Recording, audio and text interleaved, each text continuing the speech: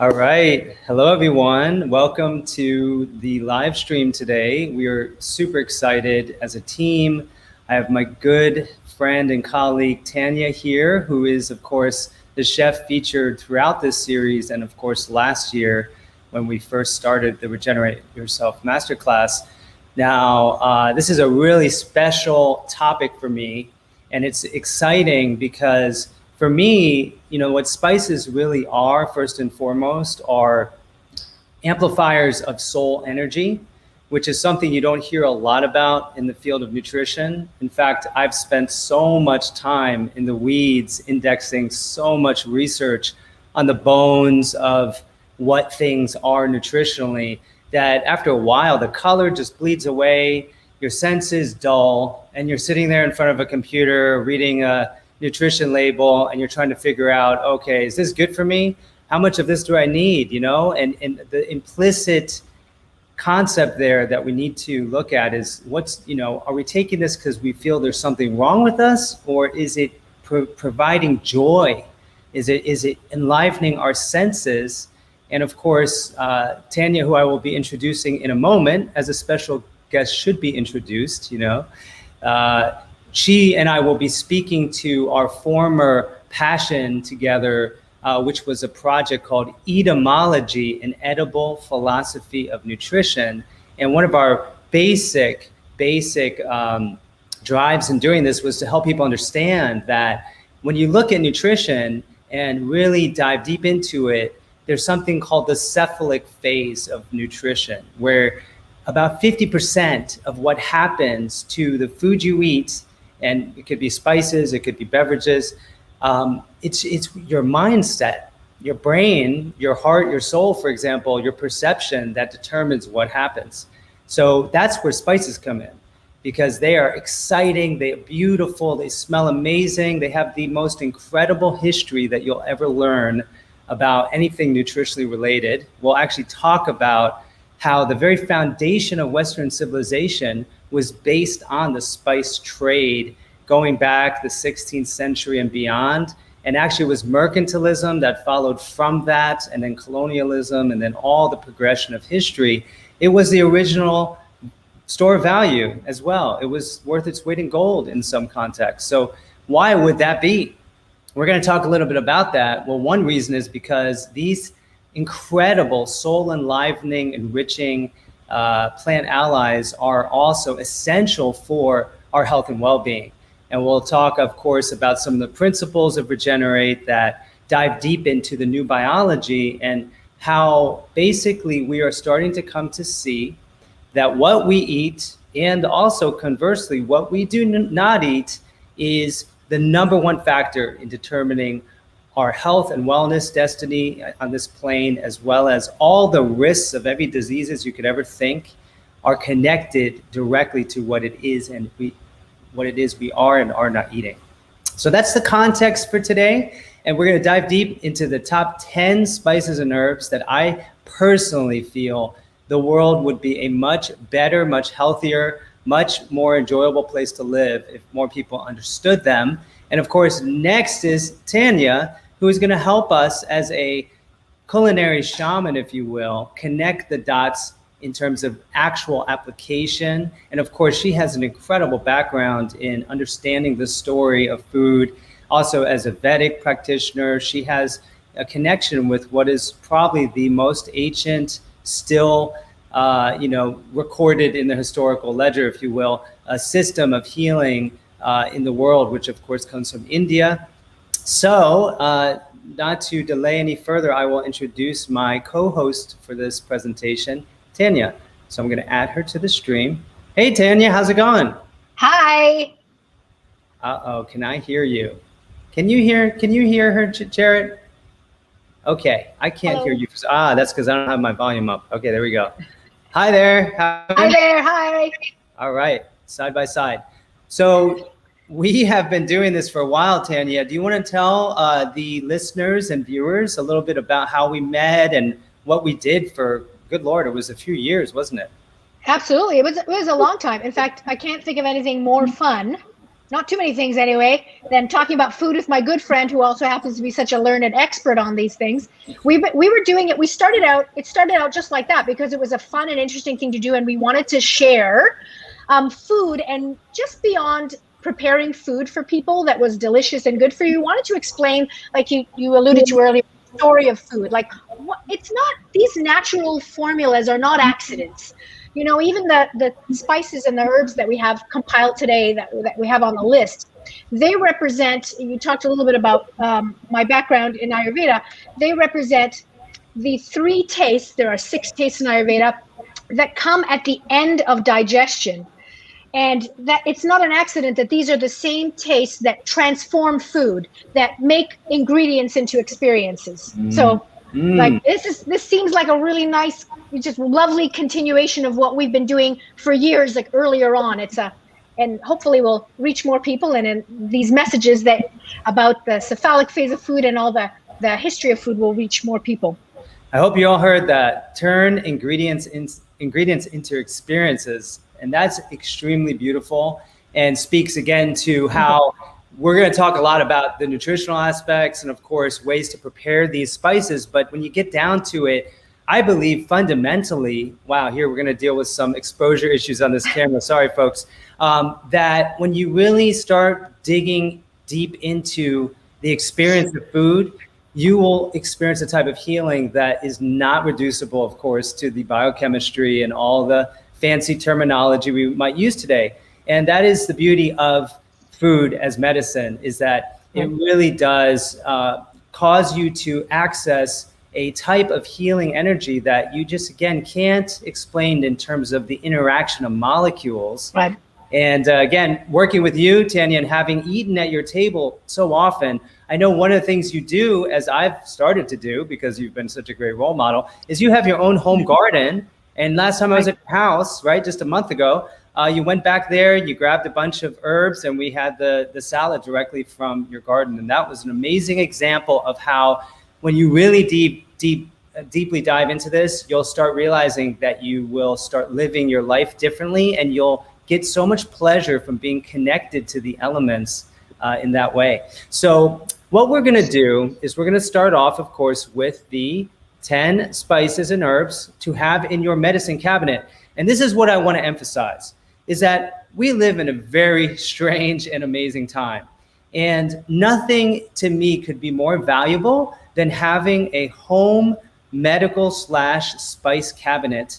Because as I said, at the origin of sort of the Western world's dominance culturally, it was really the spice trade that made possible the original wealth that accumulated in places like Italy.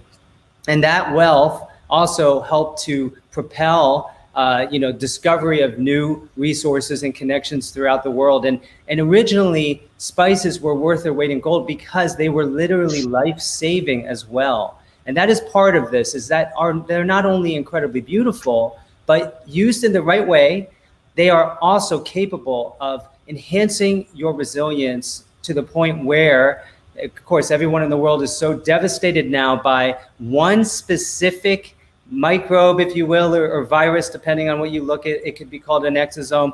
And suddenly everyone has forgotten that it all starts back in the kitchen and the medical cabinet. So we want to remind you of that, and we'll dive right here into our first spice, which is, of course, my favorite. So I'm going to let you start here, Tania, by giving us just a little, sort of tips on turmeric and whatever comes up for you as far as this wonderful herb. Well, turmeric, it's, again, no accident that it's used in a lot of longer cooking processes, and it's added at the beginning because that's how it releases the most curcumin. And it's also worth noting that there's a couple of different varieties in case there are people who are purists out there, that the Alape is the better variety over the Madras.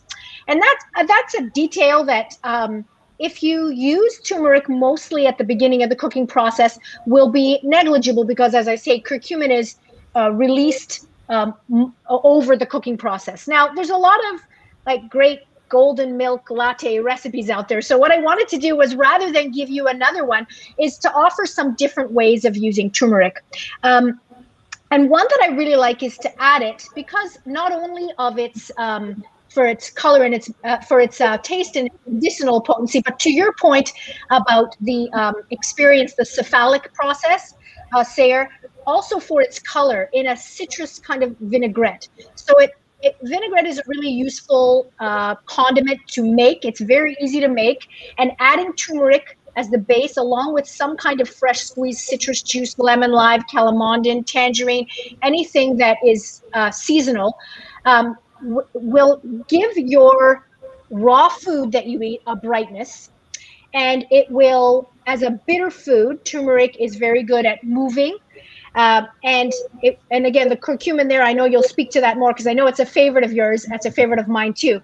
So that's something that I'm offering in terms of culinary applications, as well as, of course, blooming it along with other spices in a curry mixture or a stew, which I think people are familiar with that particular application. So I wanted to offer this idea that taking advantage of turmeric's color as well as its medical potency and its bitter taste is really nice in that kind of vinaigrette. It also softens raw foods, which is what you'll be using probably vinaigrettes on more than likely.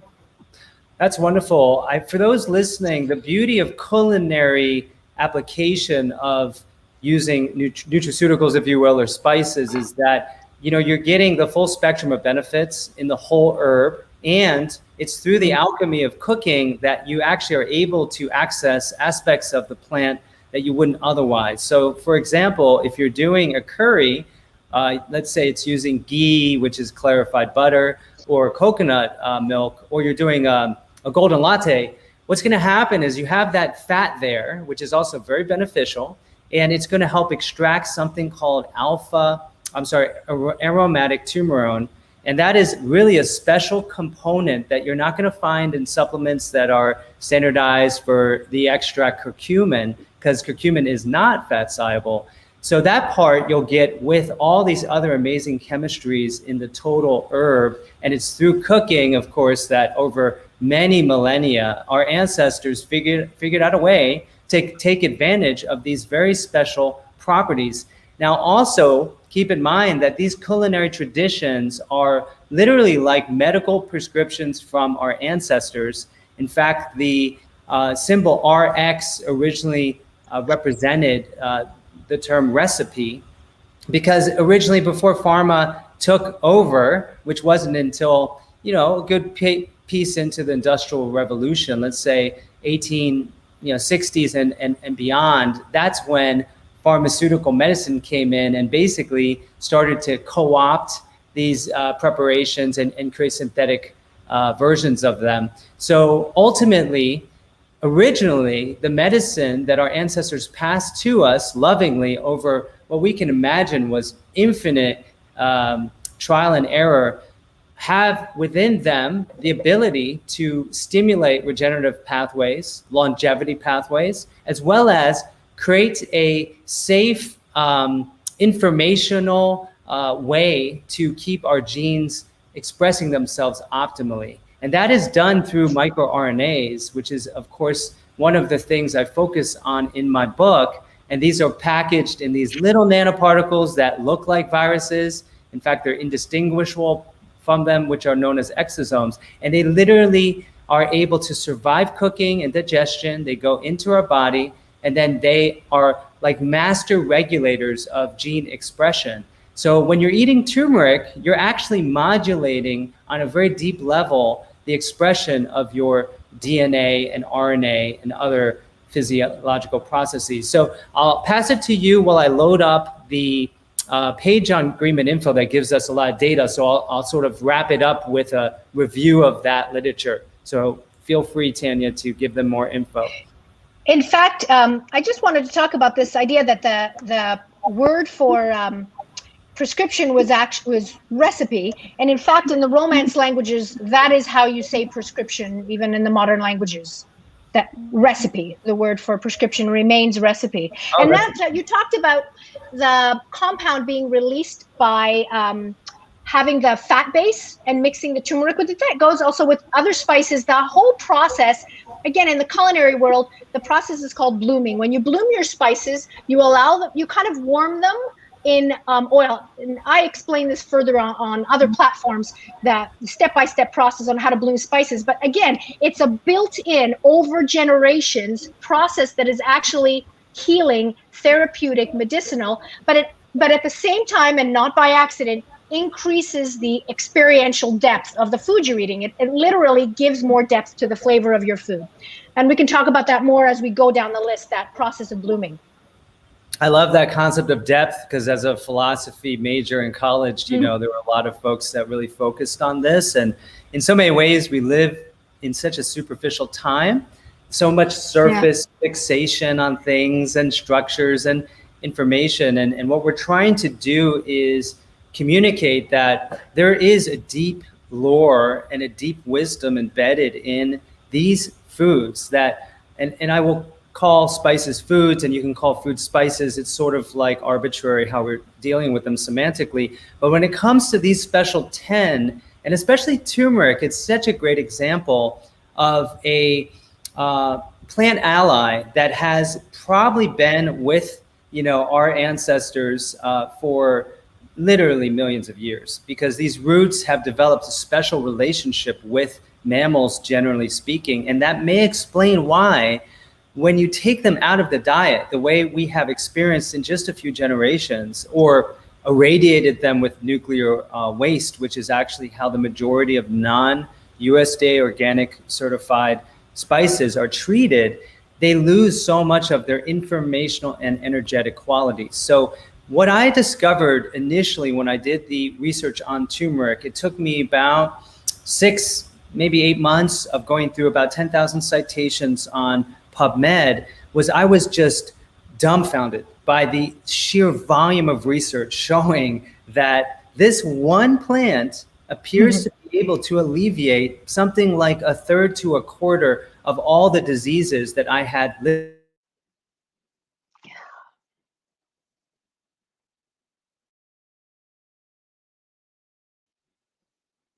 Byproduct of that work, and it's, you know, been viewed 500,000 times, which is great. So we're getting the word out there about its value, and this is probably the most extensive database on turmeric on the internet.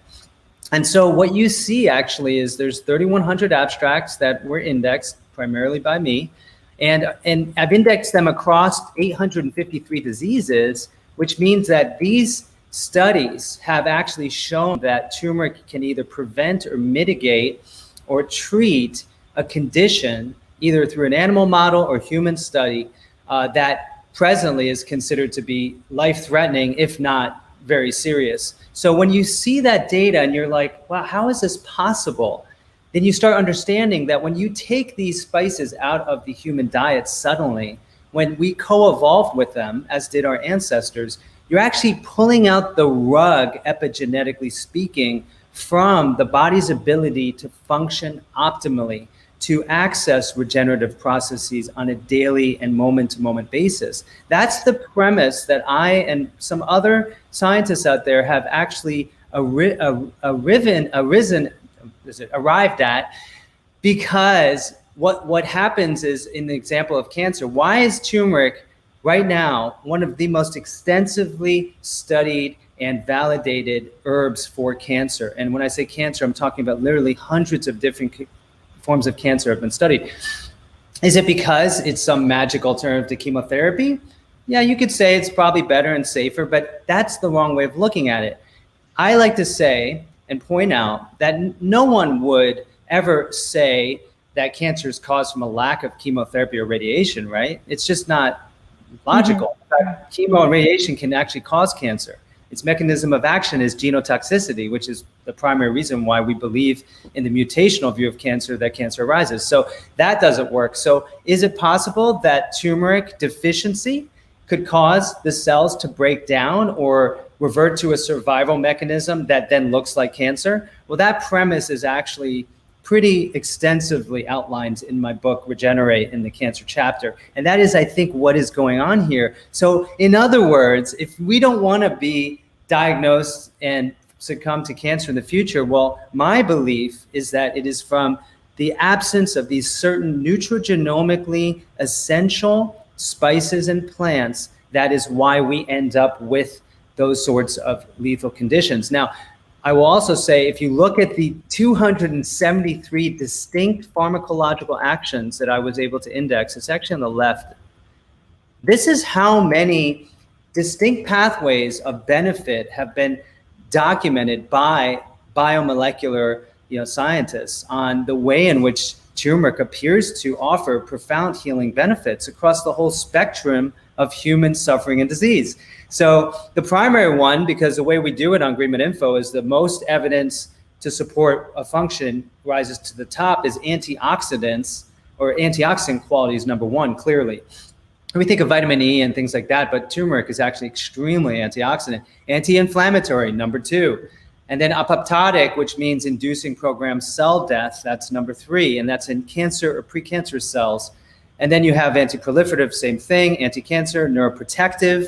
I mean, this is a massive benefit to humanity just in those 4 of 273 pharmacological actions. And of course, we don't have the time to go over 833 different diseases that could benefit from it. But the point is not to just blast ourselves with turmeric supplements and heroic nutraceutical application of this as some kind of heroic intervention. It's actually to get back to culinary application, which is again why Tania's role in this is so important in helping to understand how to integrate these amazing spices into your life.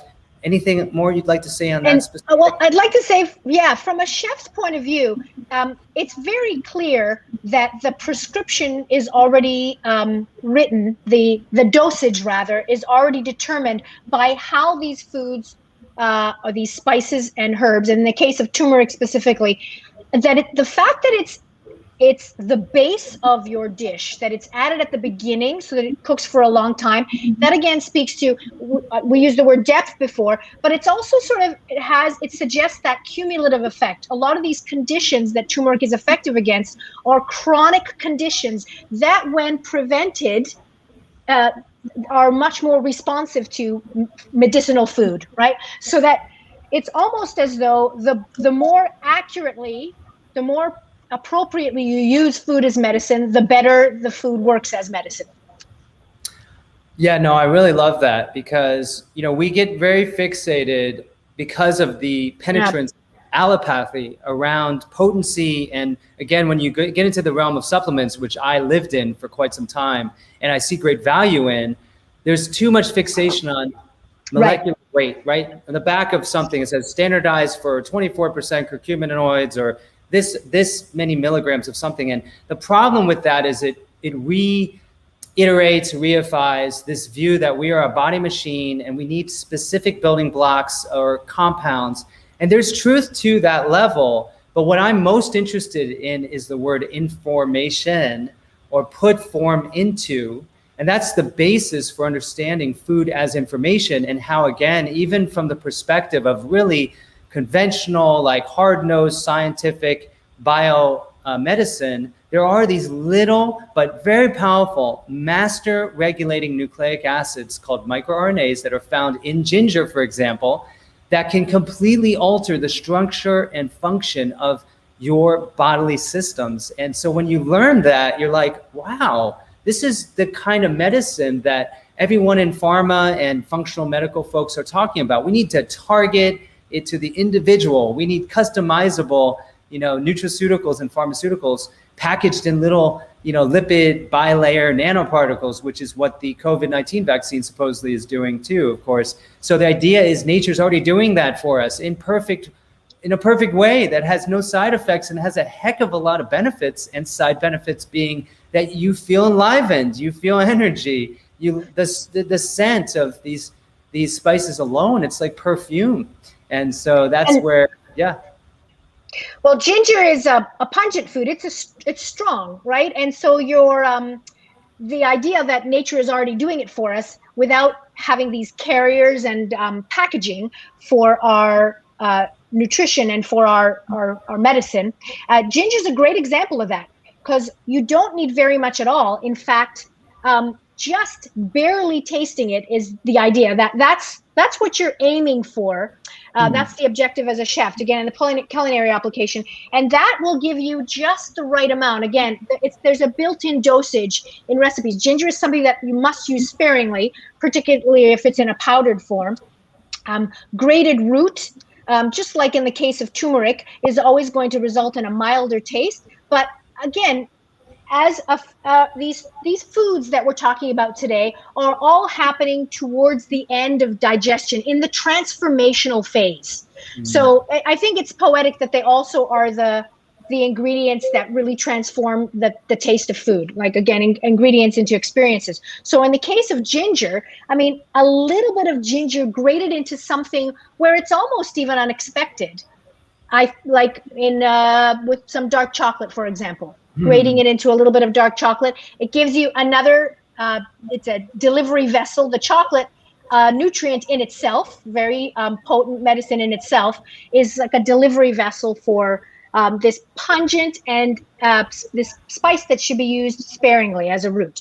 So I think, again, we just need to be reminded that if we're looking for immediate effect, I think that's why we're fixated on supplements and specific quantities and carriers. But if you allow nature to guide the dosage and through the recipe, you'll get exactly how much you need, particularly something pungent like ginger. I love that too, like, because I've had ginger at times where I'm like, oh, this is good for me, let me take a bunch of it, and I'm like, oh, I don't want to have ginger again, it just doesn't work for me, you know. And sometimes that's what happens, is that if we go with our intuition and it's pleasurable, that is when, you know, we're speaking the more ancient language and the wise sort of knowledge within us as far as how to use these. And that's what I love about culinary experiences. Like, my daughter and I do a lot of cooking now, and we just call it intuitive cooking, because often, you know, there are no recipes. We were trying to make these organic tapioca bobo things, whatever, for tea. And no one made them. And so we tried making it, and we were able to guide ourselves in the process. And that sensuality and connection is so important, and especially for children. And this is a big part of what we're all experiencing in this window of, a lot of us are now with our children. We're learning to cook for ourselves again. We're understanding that dependency on the system is what has led to, really, on some level, the breakdown of society. And so we're now being sort of inspired to return to these ancient practices. And again, that's why everyone should have, I feel, ginger, turmeric, these basic spices available. And in places like Florida, where you can actually grow these herbs, even better. So what I'm going to do here is just feature the ginger database on GreenMedInfo. And I want to remind new users of GreenMedInfo that on the left, you know, there's a summary of how many diseases, for example, we have found research on ginger indicating it has benefits. And the AC, it's hard to see, but it basically means article count, 13 articles on that topic. And so we have 360 abstracts here, and there are thousands more on PubMed. So this is only scratching the surface. And can you imagine if a pharmaceutical came onto the market that had 2 major diseases, like diabetes type 2, which is literally $1 trillion, unfortunately, business unto itself, and osteoarthritis, which afflicts billions more? This would be a multi-trillion-dollar blockbuster drug. It's safe, it's effective. The problem is it's easily available and it's affordable. And you can pretty much get it without a doctor's recommendation or prescription. That is why this information has been suppressed since likely the beginning of the dominance of pharmaceutical medicine. So here we are returning to it. Here is the research that you're needing to act as a bridge in conversation with those who are, you know, the cult of scientism. Oh, there's got to be research, peer-reviewed and published. Otherwise, that's just quackery. Well, here it is for you. That's why we put this together. So in review, some of the things that come up, you might not even consider ginger to have a benefit for cancer. It turns out that I reported on a relatively recent study that showed that in the mammalian system, there is a compound in ginger called gingerol. It's actually found in higher concentrations in the dried form that has 10,000 times stronger activity than Taxol, which is a very popular conventional cancer treatment for things like estrogen sensitive cancers, like breast cancer, for example.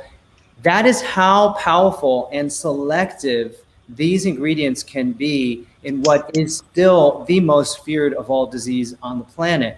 And one of the reasons why it does this, in my understanding, is because it is a intelligent delivery system for information, as well as compounds that do alter the physiology of cancer cells. But I understand that the fundamental problem is that the cell that is at the root of cancer, known as the cancer stem cell, no longer understands its role in the body as a whole. And that's why a liver cell, a stem cell might go to the brain and cause brain cancer.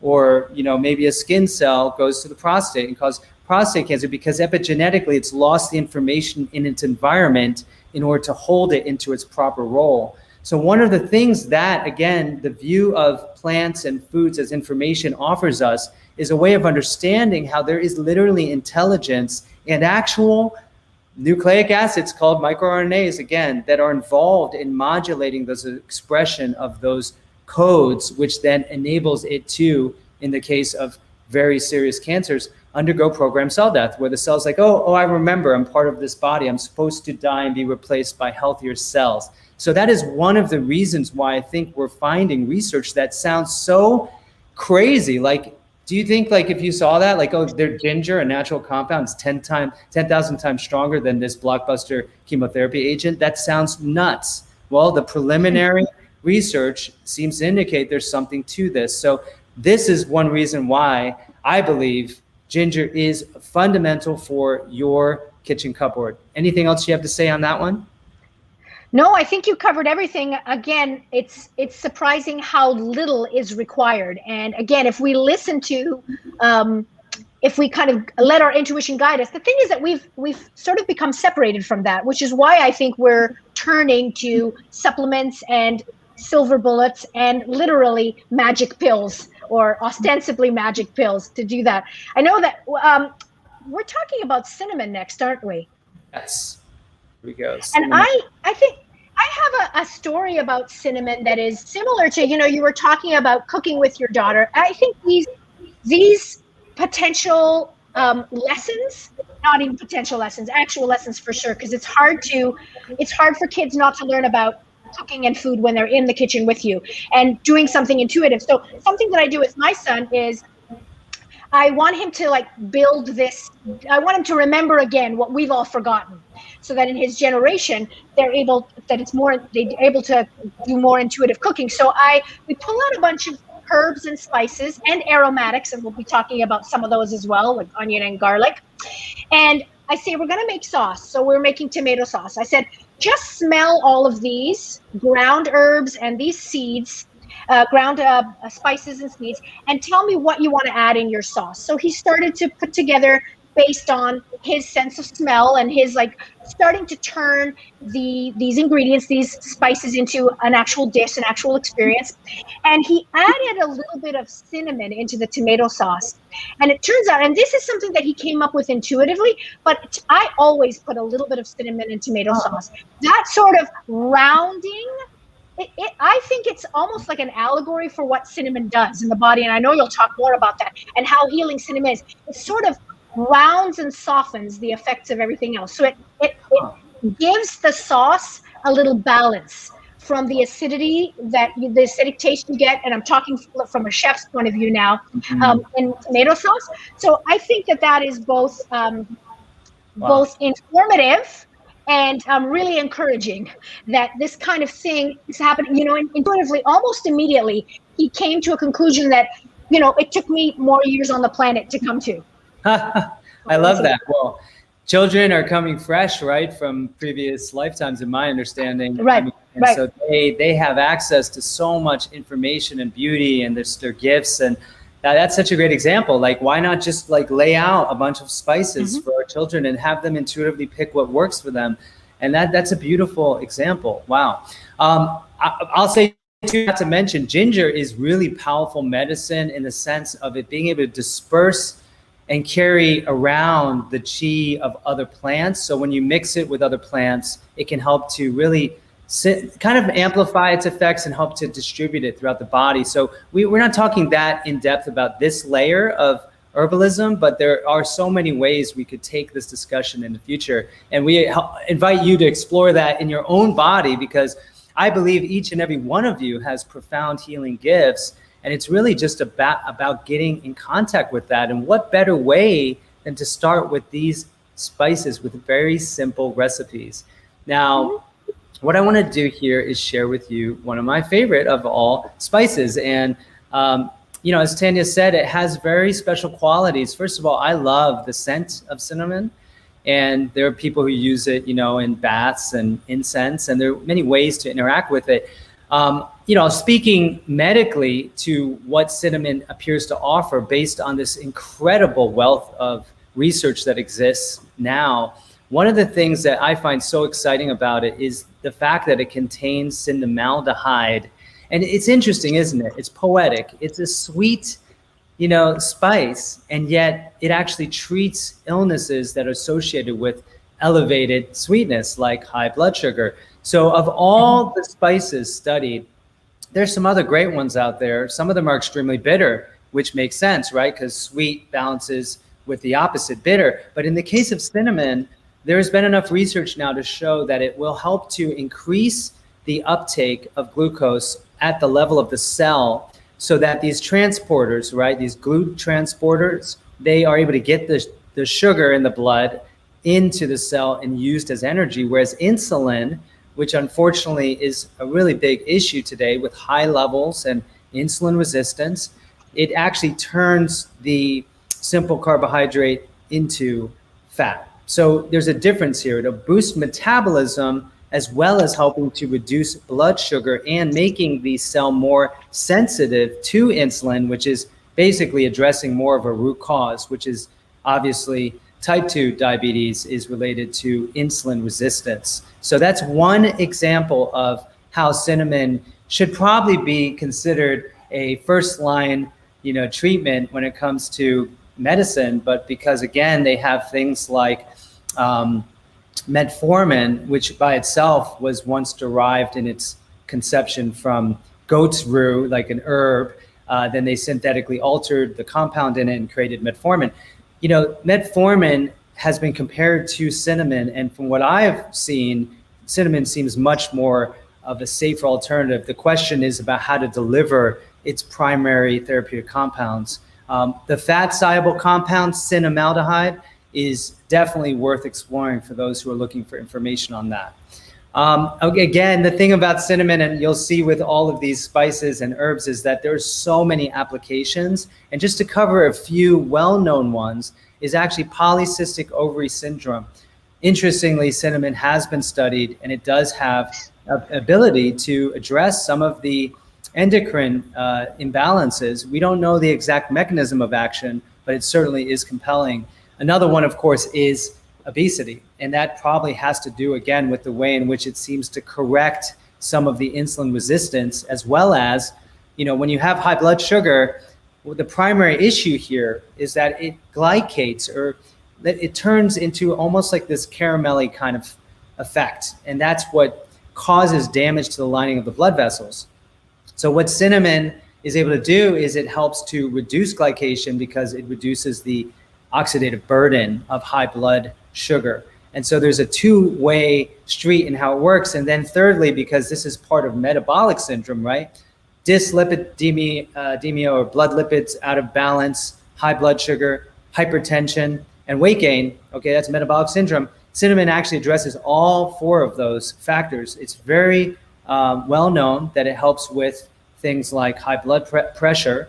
And again, that has to do with the way that as I understand it, it is actually reversing some of the endothelial dysfunction, because the lining of the blood vessel, when it becomes inflexible, that's what can lead to things like hypertension. So again, this is more of like what I would look at as a root cause approach to things like metabolic syndrome. But again, even there, don't fall into the trap of not addressing the primary cause of metabolic syndrome, which is, of course, the standard American diet, the SAD diet.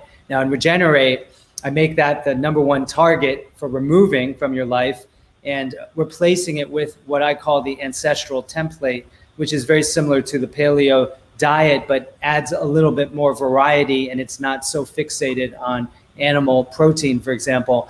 And so when you incorporate that template and remove starchy, grain-based processed foods, especially wheat, dairy products, you're not only removing all of this insulin upregulating and blood sugar upregulating food, but you're also, again, giving yourself informationally an entire software upgrade, if you will, or if you will, reboot back to the original software your body was designed to have. And again, that's through all of these incredible microRNAs that are suffused throughout the food that is from ancient sources, okay? Things that we would have gathered or hunted for or harvested. Again, a lot of plants that we have excluded from the SAD diet were in the diet for millennia. Do you have something to add to that? I want to add only that you can make cinnamon sort of a baseline part of your daily routine from a food perspective by just juicing a couple of lemons, adding some warm water, and then putting that in a jar and setting a cinnamon stick inside it. And just, you're going to let that be at room temperature sealed. So it will sweeten the tartness of the lemon. So it's almost like it can be part of your morning warm beverage routine if you have that, or you can add it to seltzer water and make a cool drink to, carbonated natural water, naturally sparkling water, or you can add it even to black tea. Yeah, and it adds a sort of sweetness, and you have the tartness of the lemon, the sourness of the lemon, and it rounds out just like it did in sort of a tomato sauce example. It has that magical quality, and it has that. I think it's a food expression of that irony that you talked about, that it tends to treat conditions that are a result of too much sweet, and yet it's sweet itself. So I think that's a way to take advantage of that and make it part of your daily routine. Just a little warm water, lemon juice, set it in a jar, and let this cinnamon stick infuse. And also, we should talk a bit, or maybe I should talk a little bit about true cinnamon versus cassia, right? Because they're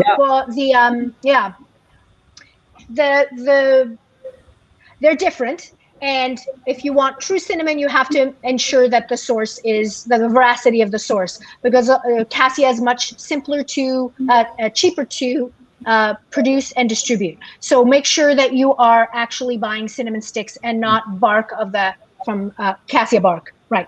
It's something to note. Yeah, it's sometimes known as veridum or true cinnamon, or Ceylon, which is the ancient name for Sri Lanka, where it originally came from. So keep that in mind. And again, the most important thing with all spices for this talk is do not get regular spices like McCormick brand or anything that doesn't have the USDA organic logo on it, unless, of course, the people. Like we know these amazing farmers in Kauai from, they're called the Pharmacy with an F, and they produce amazing spices, but you got to know the people. That's why, again, use your local farmers and spice growers for that as well. Or grow them yourself.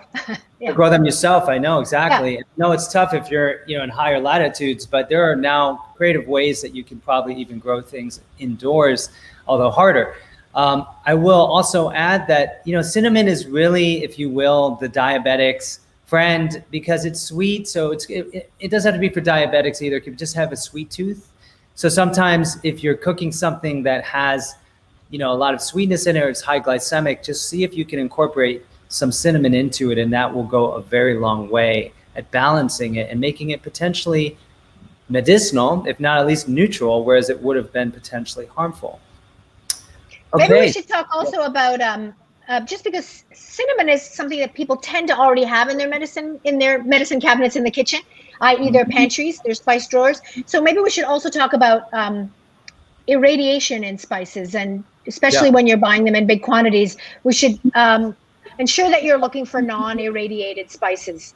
That's why I mentioned they're organic, because by implication, it's the only way in the United States you can assure that it has not been irradiated. So buy basic standards today, you can assume that if it doesn't have that sticker, that it has been irradiated. Now, they use up to 2,000 grays of radiation. Now, if you're a human exposed to that amount, then you'll die.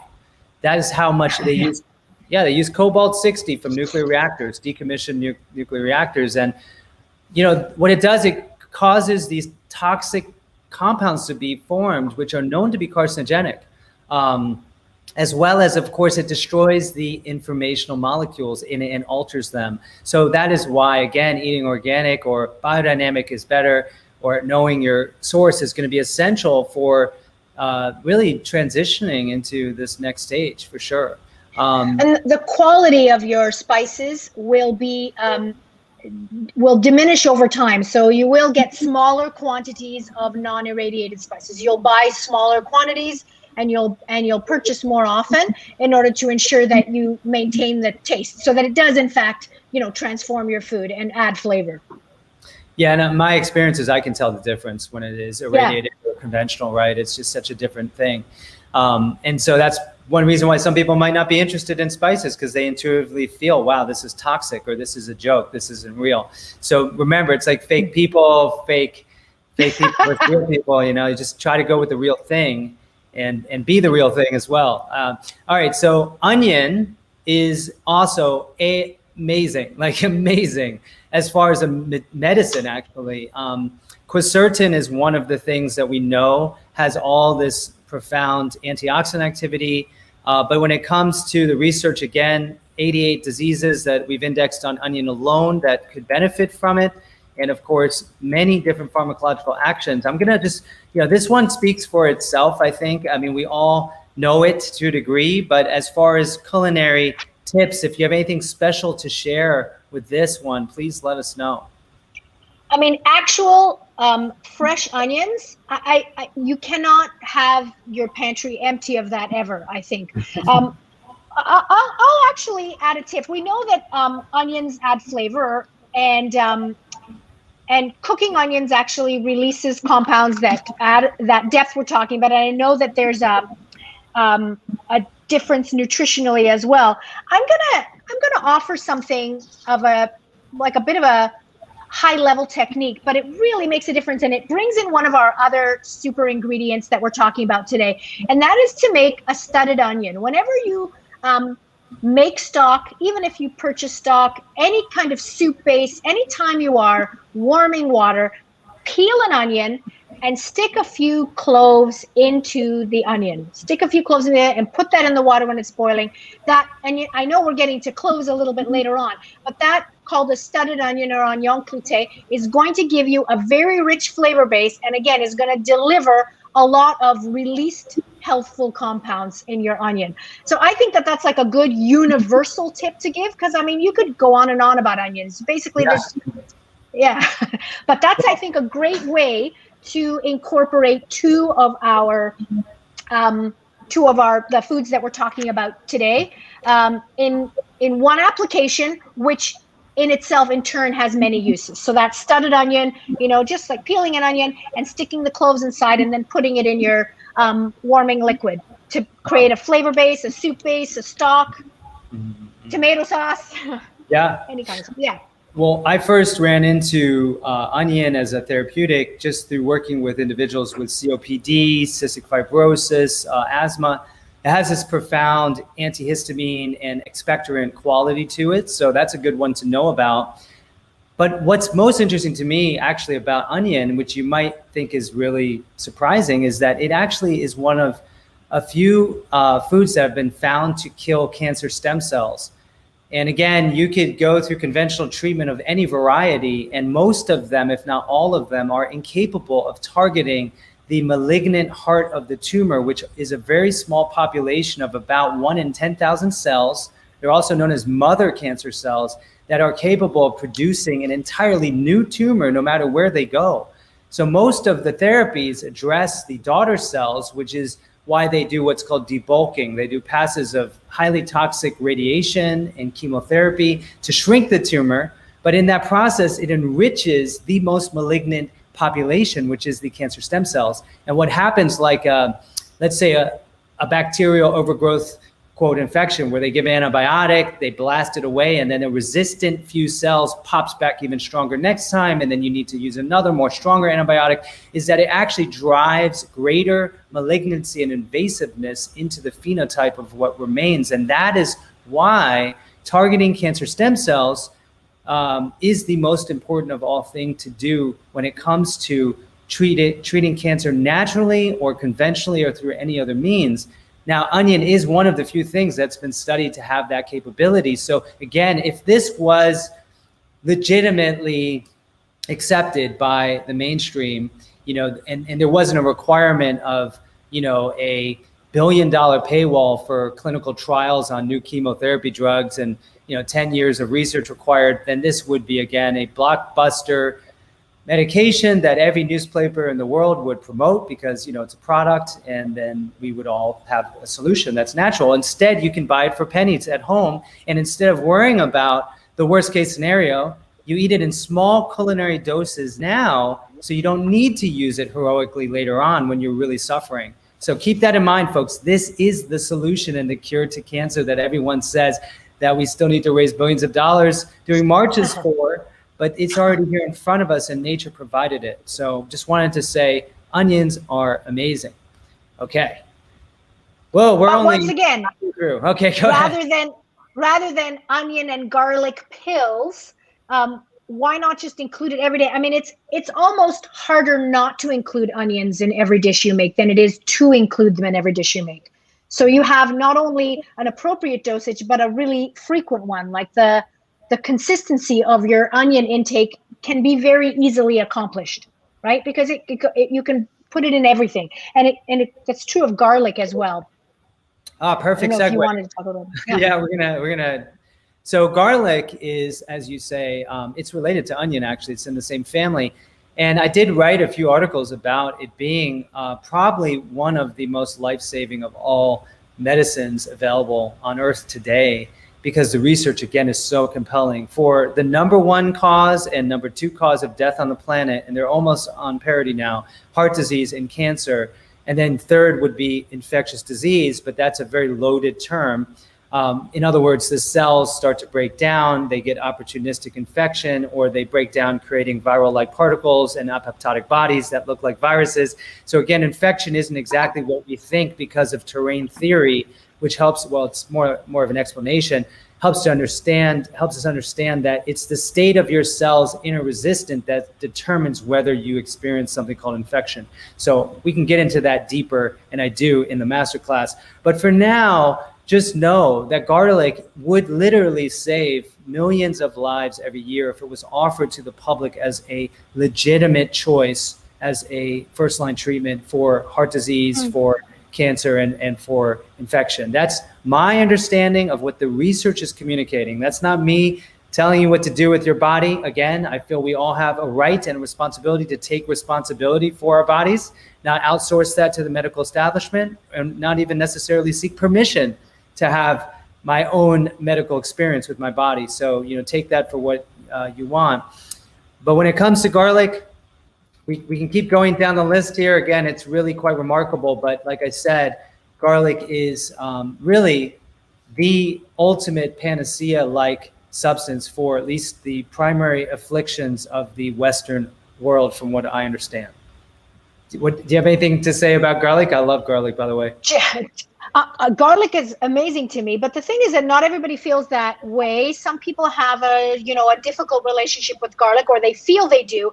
I would say to those people, if you feel like you have it's too pungent, it's too strong for you, rather than not including it, seek out black garlic, which is essentially very, very slowly cooked, almost fermented, at a low temperature garlic, or get granules of garlic. That is better than not including it in diet. And you'll find that it's very useful. And you can also buy the black garlic either as a paste, and you're welcome to also make it yourself. I can give you information on that on other platforms, or you can purchase it as granules, dehydrated as granules. And so you can do that with garlic too.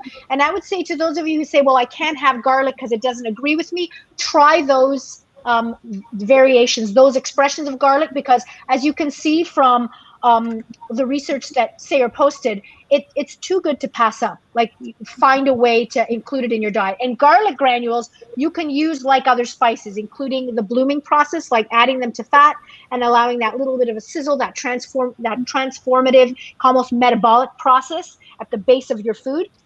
And you can do the same thing with the black garlic granules. So I would say do that, because I love garlic too, like you, but not everybody shares our point of view because it's so strong and it's so expressive as a food. So yeah, and I'll just add that with garlic, it has so many different ways in which it addresses the number one killer, again, heart disease. One of the ways is it's a blood, if you will, thinner, but that's not actually the best term to describe it. But the point is it contraindicates when you're on aspirin, which, by the way, now is no longer being recommended for primary prevention of cardiovascular disease events, because it can actually increase the risk of mortality related to heart disease. So that is why we're now seeing the resurgence of these very ancient alternatives, which do prevent, if you will, basic hemodynamic issues that would otherwise, lead to a serious heart problem. So, and also one of my favorite studies about garlic is its potential for decalcifying arteries, which is a big deal, right? Because once you reach the stage after multi-decades of a calcified thrombosis, or if you will, swelling in an artery, what happens is that it gets brittle. It makes you really at risk for a clot and, of course, death. So that's one of the reasons why I love garlic as well. Again, you can plumb the depths on GreenMedInfo more on that research. And, for the remaining spices, we'll just jump into it without showing the research, because you've gotten the point. Anyone who needs further information scientifically on those spices, GreenMedInfo has plenty of it.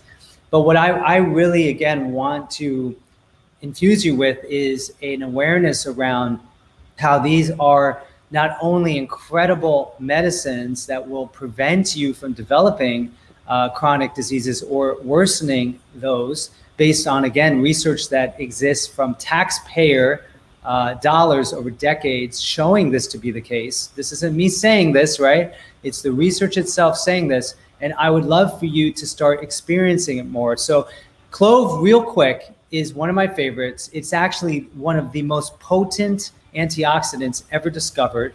So that spiciness is having profound effects at helping to preserve your body and help to prevent what is a well-known accelerator of aging. So would you like to give us some tips on how to use clove?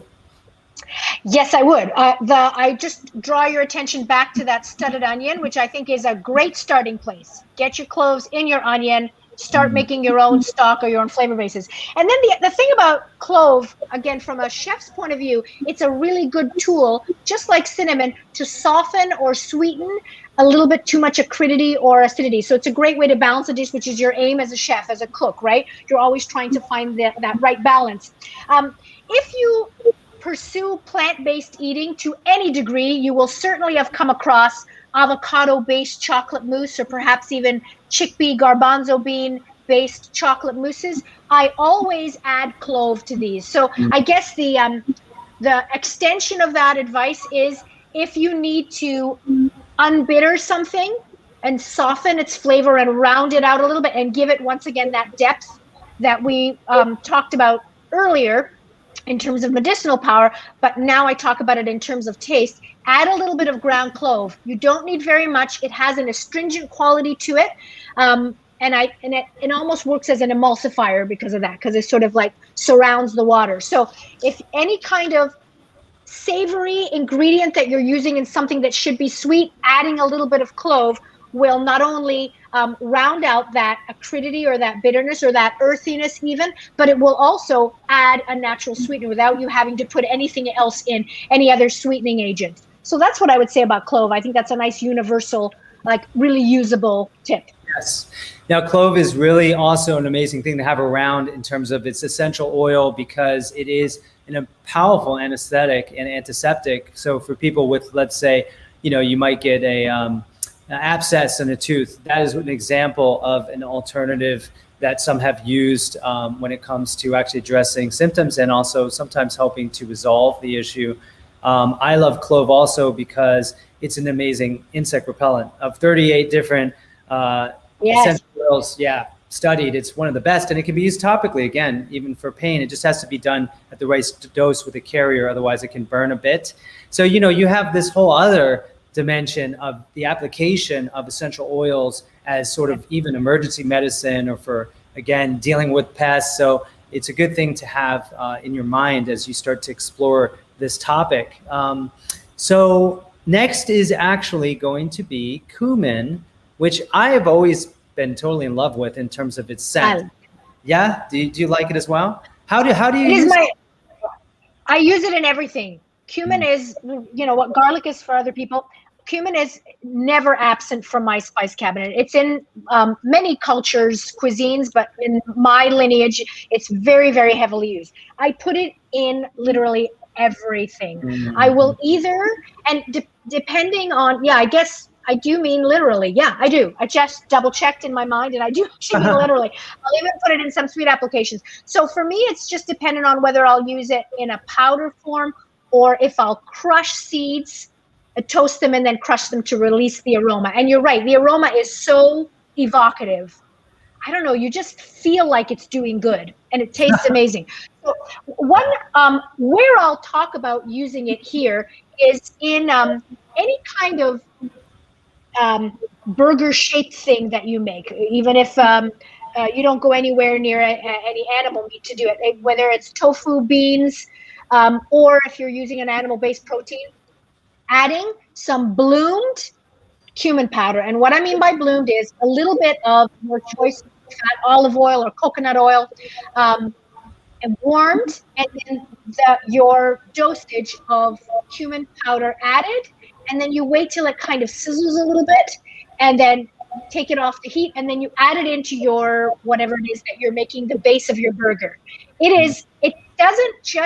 It's like more than the sum of its parts, a burger made with cumin. It's like something extraordinary. It adds another dimension of flavor, and the aroma keeps on giving. So that's kind of, I had to choose one application, culinary application, that's the one that I would choose. You mustn't ever make any kind of burger patty again, regardless of the protein you're using, even seafood, without cumin. It should be kind of outlawed. Yeah, because it's it tastes too good. That's wonderful, because there was a very famous study done on the California burger, which was using avocado with a hamburger, and noticing those who received avocado didn't have the post digestion constriction of their arteries. And that's something to consider. Is you don't need avocado. It's something as simple as a little bit of spice mixed in could turn something which actually may have harmful effects into something that's beneficial or at least neutral. So again, that's probably why when you go back into history, when you look at how much a quintal, which is how many pounds? I think it's like 12 pounds of a spice like cumin would have been. This was an ounce of gold would be for 125 pounds. They used to mark it up to like 3,000%. But the thing is that this stuff was so valued, not just because people like spices, but because I bet those who consumed those spices, and it was primarily the wealthier, lived longer and had a better life. My assumption is that was the case. So keep that in mind. We are getting to a point where we need this kind of support to get us through these intense times. And the ancients had it figured out. They valued it on a whole nother level. And this is where I think we're moving here today. So anything else to say on that one? So much so, we're moving that way, so much so today that I think if we compare how much spices were, what they were valued at in the times you're talking about, then even getting really high quality, small batches of spices now is like comparatively so much less expensive. It's worth the splurge. We tend to get a little sticker shock with things like a spice because it doesn't form the body of our dish, but make no mistake, it's worthwhile. It's worthwhile from a medicinal, from a therapeutic point of view, and it's certainly worthwhile from a flavor point of view. Beautiful. Just a pinch of a spice that your grandma, granddad put into something could have been the reason why you're here today. I really mean that. Yeah. And if you consider that some of you come from very specific traditions, like I'm half Korean, there's certain spices in your lineage, as you explore your roots, you'll find are probably going to awaken in you remembrance of a type of energy and healing that will help you carry through. And again, we want our children to know about this too. So because time is just zooming ahead, I'm going to go through these real quick here with you and then answer a few questions. I know we are going to probably end in about 20 minutes here, but we have black pepper, which is actually the most popular spice in the world just by sheer volume consumed. And it was truly one of the reasons why we have modern civilization. That's a whole nother story. But, you know, one of the things about pepper that I love is that, you know, it's available everywhere. You know, again, not always organic. We need to work on that with education, but I love black pepper.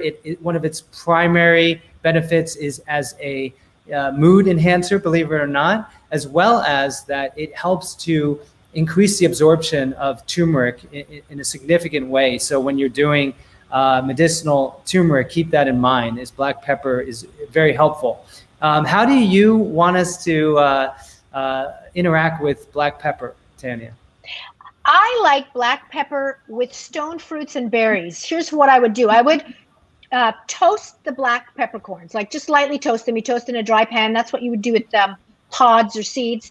And then when they're warm, just crush them. You can use a mortar or pestle, or just a fork and a pan, and then add a little aloe vera juice. That's an optional thing, but that's also a great ingredient to use. And mix them with strawberries, blackberries, peaches, or split cherries.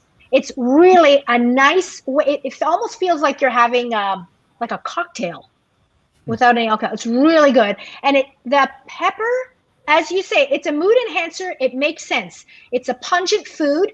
It clears you out. It makes you see clearly, literally, right? You feel like you sneeze when you get too close to pepper, because you're seeing clearly. You're having like a clarity being unveiled there. And so then you add that to the brightness of berries and stone fruits, which are in season in the summer. And again, that's no accident. That all happens because you want that element of fire imbued in your eating experience.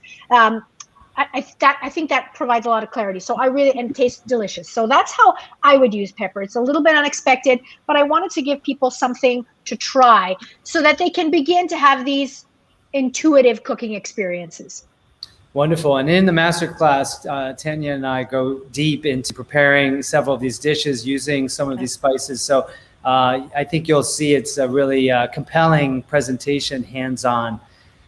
Next is oregano, which is wonderful. I have it growing in my garden right now. And one of the most powerful applications of it is for the modern antibiotic age we live in, where many of us, whether we know it or not, are exposed to antimicrobial, which might as well be called anti-human compounds, since we are primarily microbes. Again, this goes diametrically opposed to weaponized germ theory that wants you to think that little particles and bacteria are the #1 cause for disease, versus every single thing that we're exposed to today produced by the chemical industry and modern civilization, like non-native EMF and etc. Sort of like a distortion from the truth. But one of the things is true is that because now antibiotics are in our food, our water, our air, I mean, glyphosate is found in most air samples, for example, there's a suppression of certain strains of essential bacteria, which leads to the overgrowth of fungal parts of our microbiome, or the mycome as it's known. That is one reason why oregano is so powerful for things like candida, yeast infection, and helping to modulate back the microbiome to a more ancient state of health and resiliency. So that's one of my favorite uses for it. Would you like to add to that, Tania?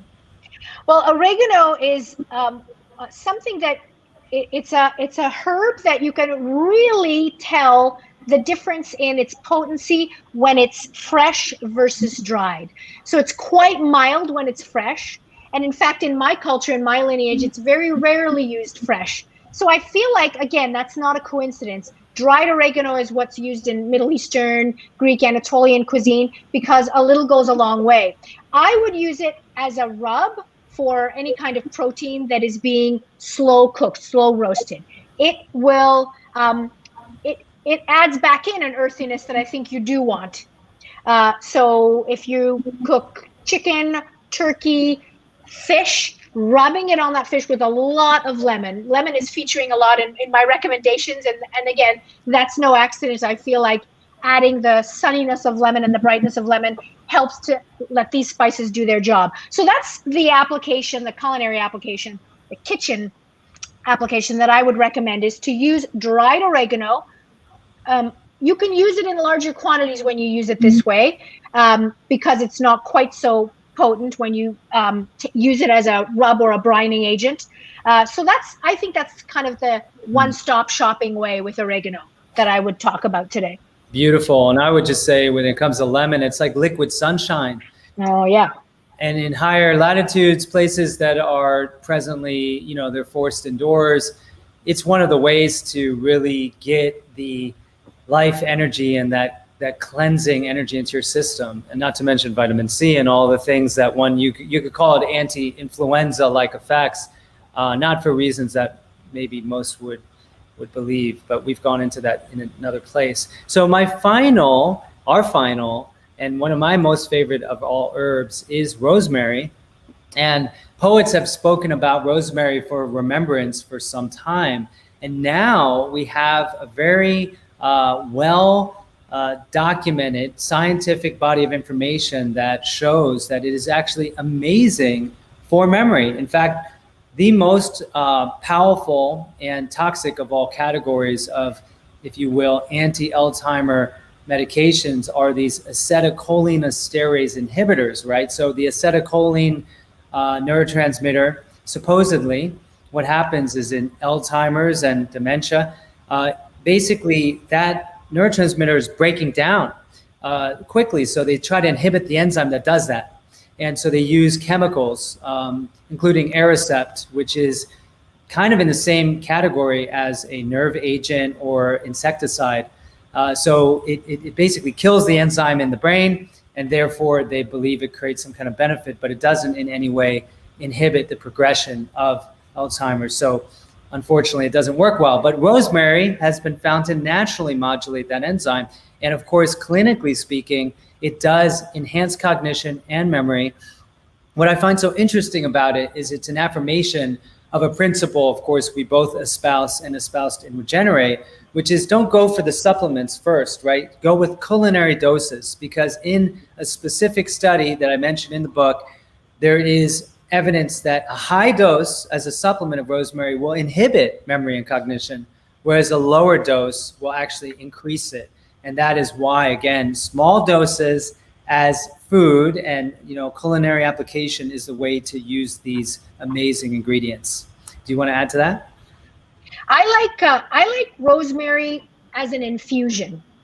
And it's funny, and once again, poetic, that when you infuse something, a liquid with rosemary, in this case, you would kind of just break up the branch a little bit. You can even pull off the leaves or bruise them a bit, put them in warm water, along with the peel of sweet variety of oranges, so that you end up, and this is funny because rosemary has such a specific and augmented effect on memory, is that what you are left with after you've done the infusion is basically an echo or a memory of rosemary itself in the liquid. And if you take the peel of an orange and rosemary and you fuse it in warm water for just at least half an hour, a little bit longer, that makes a beautiful base for, that can go in your smoothie. That can, again, be added to tea. And it can also be the base of a sauce, and you'll get this sort of citrusy rosemary memory. Again, it's an echo, it's kind of a murmur, so it's interesting and almost allegorical that it is like a memory serving food. That's wow. What I would say to do with rosemary. Beautiful. I love that. And once again, on GreenMedInfo, all types of research on it for things like mood disorders, learning disorders, high cortisol, cognitive dysfunction, fatigue. I mean, there are many ways that you could look at rosemary as an alternative to, again, what we consider to be, conventional approaches like popping it, Tylenol for inflammation. Well, there are ways that you can use the food to effectuate a greater change, a more beneficial change, safer, based on what I know I've experienced, and again, what the research teaches us.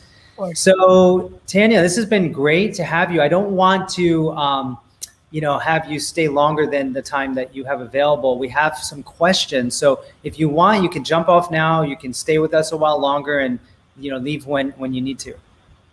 I would love to stay. I have some time. Right. Thank you.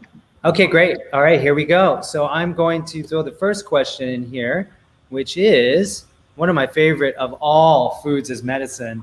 This is a incredible example of how nature shows us in the thing itself what it's good for.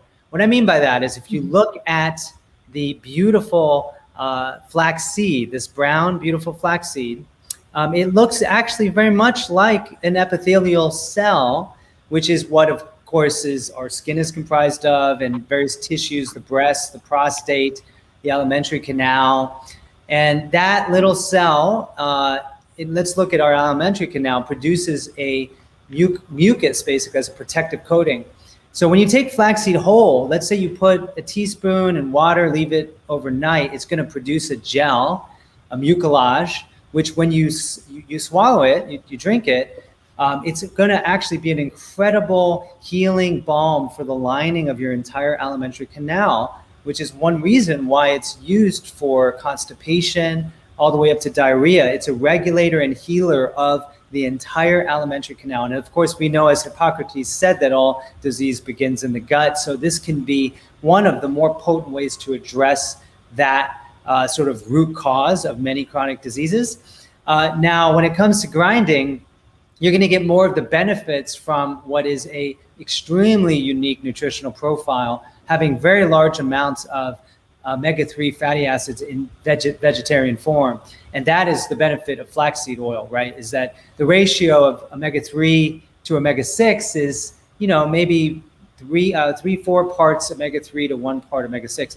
That's not found hardly anywhere else in what we eat today. It's mainly omega-6 dominant, which can lead to inflammation if you eat excessive amounts of it. So flaxseed gives you a bunch of benefits, and when you grind it, you get more of the fatty acids, you get more of the lignin, which is an incredible way to support hormone health. So flaxseed's primary benefit, as established by clinical research, is that it has anti-cancer properties for hormone-sensitive tissue, prostate and breast cancer specifically, because it contains basically estrogen-like modulators, molecules like enterolactone is one of them, and that is one of the things that flaxseed gives you when you grind it. So you won't get as much of that when you do it whole for alimentary health, but it will help with many other things when you grind it. So would you like to add anything about flaxseed, Tania? I would like to add that when you grind it and you get the benefits that Sayre talks about, it makes a great breading. In fact, you can add that to your onion and garlic granules and have a great breading without any bread in sight. If you take the mucilaginous texture of flaxseed when you leave it whole, it's magic. It is a binder that you must use, that you're obliged to use if you're doing any kind of plant-based baking. So you see, either way, either journey you take, either path you take to whatever health benefits you decide on, you want to emphasize with flaxseed, you're going to be able to use the magic of flaxseed in your kitchen to produce really delicious food. Beautiful. Yeah, that's a huge thing. Make sure you have flaxseed, put it in your oatmeal, just consume it. It will have profound benefits for you. And go to GreenMedInfo to look up flaxseed. There's incredible research on it. So this is a really good question because it's always about quality. When it comes to turmeric and looking at quality, I feel the best thing you can do today is make sure, again, that you have a certified organic rating on it. Better than that is biodynamic, or what's known as Demeter certification. But keep in mind, organic standards are starting to weaken. So again, it's about even better to know the farmer. I would definitely look up the Kauai Pharmacy, that's Kauai, Hawaii, and that sometimes we actually feature their products in our newsletter. We love their work, and they are doing small artisan level batches of some of the highest quality turmeric that I've ever had. So yes, I think there is contamination issues, and do whatever you can to avoid that. Anything else on turmeric? Okay. No, you covered it. Okay. So we have one here on saffron, which is an incredible spice. Like if you want to know about saffron, we've written extensively about it on Greenman Info, because one of the things it offers is mood enhancement that is superior to basically any psychiatric drug in that category I've ever seen. If you go to the research on Greenman Info, you'll see the studies showing that. So would you want to answer this question at all? Yes, the answer is no. Saffron is something that you would add at the end. Yeah, because usually saffron should come in threads. You really want to be careful about the quality of saffron. So really check the veracity, check the source where you're getting it.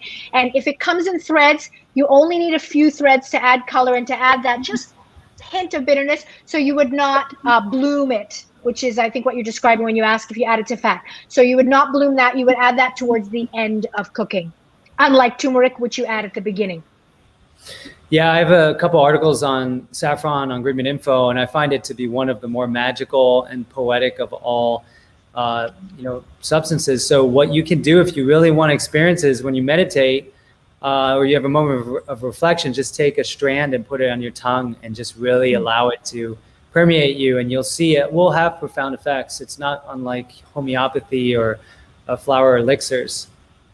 So this is a question about Dr. Tom Cowan has some really amazing powders that we use, Kelly and I, at our home. And what I wanted to say about the topic of information is that absolutely, like anything you eat will have information in it, whether it has healthy information or misinformation or disinformation. That's a good question, right? It's like receiving text messages or content, let's say from the New York Times versus, a trusted source. The idea is that your body is going to respond differently. And all foods, all spices have different types of information depending on how they were grown, how they were treated, cultivated. And absolutely, you always want to seek the highest quality, because it's quality, of course, and not quantity that really determines your health state and what you get from it. Anything to add on that? No, you covered it. Okay, so as far as the question, will you provide an all-inclusive list of the herbs, spices, and aromatics you discussed today? Well, in Regenerate, there is a chapter where I do discuss herbs and even supplements to a degree. And so there's more information there in the book as far as additional information. I know Tania is working on a very interesting project with me, and I don't know if you want to talk to it at all, but this might give people like this, sort of some more. Yes. So the project that Sarah's referring to is a cookbook, and it's more like a concept. It's more like a revolutionary, if I do say so myself, if I can say that, a revolutionary way to approach making meals so that we can return to that intuitive cooking. It's a cookbook. It's called Meal on a Page, and it takes guesswork and like separation from the process. It kind of closes that gap by helping lead you with a timeline and with step-by-step instructions on how to cook not just a dish, because that's what a recipe is and we're familiar with those, but basically like almost a meal map where you know what to do with each recipe in order, so that you can put your put a 3-component meal out in a particular timeline and know what to do in what order. There's an at a glance what you'll need in terms of equipment and a shopping list. There's a timeline, and there's a couple of interesting facts about the story of food from all of Sayer's wisdom and years of compiling this information. So basically you'll have at your disposal in this Meal on a Page cookbook, like how to present a healthful, medicinally powerful meal that has variety, 3 different dishes, 3 different components, and you won't have to guess at what to do. And the recipes don't stand alone. So it really is very consistent with our holistic approach to food. The dosages are all built into nature, rather than this compartmentalized, reductionist view of everything, of medicine and of cooking, with like separate, independent, standalone recipes. It's the opposite of that. Yeah, beautiful. We're always working on ways to try to deliver this so that you can do it easily, enjoy it, and then not get overwhelmed, because there's so much information.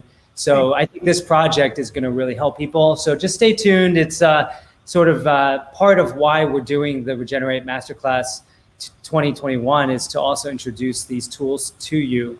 So here's another question, which is the discussion around nutrigenomical herbs. And I know it's a big 25-cent word, but nutrigenomics, again, is this discipline looking at the way in which nutrients actually affect and change the expression of genes. Because for the longest time, of course, the holy grail of molecular biology and genetics was, you got to understand the protein coding genes of the genome within the nucleus, because that's where all the information is to describe everything that the body is. It was this really reductionistic concept. And ultimately what happened when the first draft of the Human Genome Project ended in 2005, they found that they had hardly any information. I mean, relative to what they expected. An earthworm has as many protein coding genes as a human. So the juice or the mystery of what it is no longer just going to be found in the body. We have to look to things outside the cell that affect it. And that includes, of course, the infinite variety of foods that we're trying to simplify for you here today. And it also gives power now to, again, our choices, because if we choose to eat well, we choose to embrace food as medicine, then we will take control of our destiny. But if we continue to believe that our destiny is based on, like a die cast by just arbitrary forces in our genome, and that the only way we can, manage our health is to just, suppress symptoms and hope that a new virus doesn't come and attack us, that is absolutely the wrong direction, as we're all seeing. In fact, that's sheer politics at this point. We're trying to get back to why we came to this planet, so we can enjoy, we can connect, we can grow beautiful things together. And that's what food teaches us ultimately. And hopefully you're getting inspired by that concept with us doing this masterclass. Okay, so let's go to some other questions here. Okay, I'm gonna end with this question, which is a really good one, and I'm gonna throw it to you first, Tania, because it's a difficult one. Okay, here it is. Okay, any advice for those of us who don't like to cook and aren't particularly good at it? Yes, get that book. Get the Meal on a Page book, because it's specifically designed to have people like cooking more. So if you like cooking a little bit, you'll like it more. If you like it a lot, you'll like it tremendously. And if you don't like it, you'll come to like it. The other thing that I would recommend in the meantime, while the book is in production, is to have some sessions where you sign up for some kind of CSA, consumer-sponsored, consumer-supported agriculture, or some kind of delivery subscription system, and practice perusing what you have and just feeling, seeing, smelling the foods, and then just commit to sourcing one recipe to use the ingredients that you get, and then just seeing where that takes you. So rather than committing to preparing a meal, do it as a sort of interesting, unique activity, the same way that you would go skydiving or rappelling, right? Something like that. Treat it like that. Or you can do what I did with my son, what Thayer did with his daughter, and start to figure out, reverse engineer a recipe, or kind of take things apart. Because I think one of the reasons why people who don't like to cook is that they feel very separated from the process. You're in good company if that's the case for you, because that's what we've been talking about this afternoon. So in order to connect you to the process more, you have to kind of see the beauty and the joy in foods, and then want to become part of that process that turns ingredients into experiences, knowing that you're also doing your body a lot of good that was intended to be done by nature, that we have undone now, that we have walked away from, that we have retreated from. So those would be my 3 kind of tips. Get the book. The book is written. The book is written for somebody like you. Go on some kind of subscription box adventure and just take a leap of faith, or try to reverse engineer something and take apart the smells and the textures and see if you can find some connection to at least one of the ingredients. Beautiful. And I'll just end up by saying that, we live in a time where self-care, ownership, taking control of our health destiny is essential. It's in fact a matter of life and death. So obviously the best way to do that is to start to learn how to take care of yourself by nourishing yourself, and half or more of the benefit of this process will be that you are taking care of yourself.